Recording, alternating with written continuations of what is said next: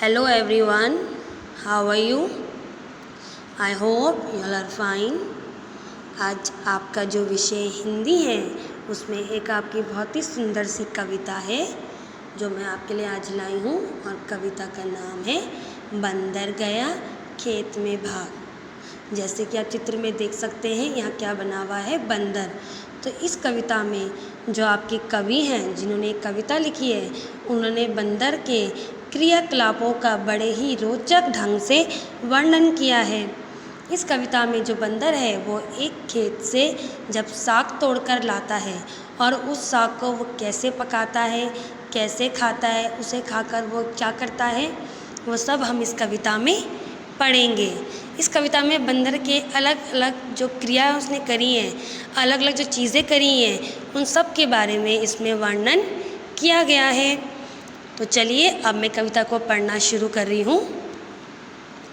बंदर गया खेत में भाग, चुटर मुटर तोड़ा साग, आग जलाकर चटर मटर साग पकाया खदर पदर, सापड़ सूपड़ खाया खूब, पहुँचा मुँह उखाड़ कर दूब, चलनी बिछा ओढ़ कर सूप, डट कर सोए बंदर भूप।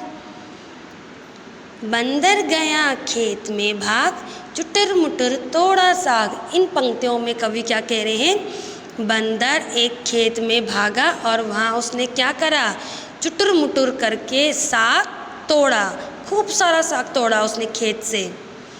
आग जलाकर चटर मटर साग पकाया खदर बदर, और फिर उसने क्या करा, आग जलाया और साग को पकाया। पकाने के बाद उसने खदर बदर करके साग को क्या करा, अच्छे से पकाया। कहने का अर्थ है जब बंदर खेत से साग को तोड़कर लाया फिर उसने उसे पकाने के लिए क्या करा, आग जलाई, और आग जलाने के बाद उसने उस साग को अच्छे से पकाया। सापड़ सूपड़ खाया खूब, पहुँचा मुँह उखाड़ कर दूब।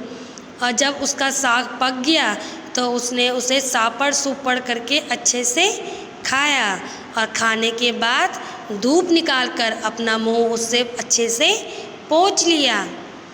चलनी बिछा ओढ़ कर सूप, डट कर सोए बंदर भूप। और साग को खाने के बाद जो बंदर भूप है, मतलब जो बंदर राजा हैं, वो चलनी बिछाकर और सूप ओढ़कर मज़े से और डटकर सो गए।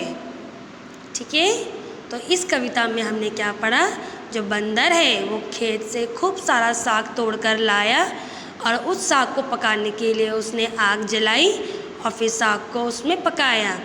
पकाने के बाद उसने सापड़ सूपड़ करके अच्छे से उसे खाया, और खाने के बाद धूप निकाल कर अपना मुँह उससे पोंछ लिया।